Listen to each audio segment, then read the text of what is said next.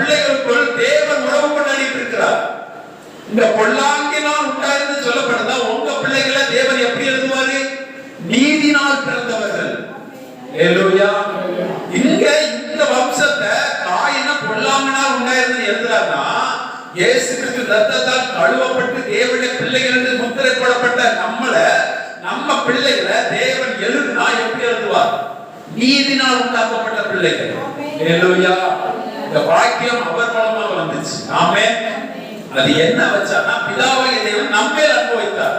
அன்பு வைத்ததால் சொந்த குமாரன் என்று பாராமல் நமக்கு தந்து இவ்வளவாய் நம்மே அன்பு கொடுத்தார். ஹல்லேலூயா.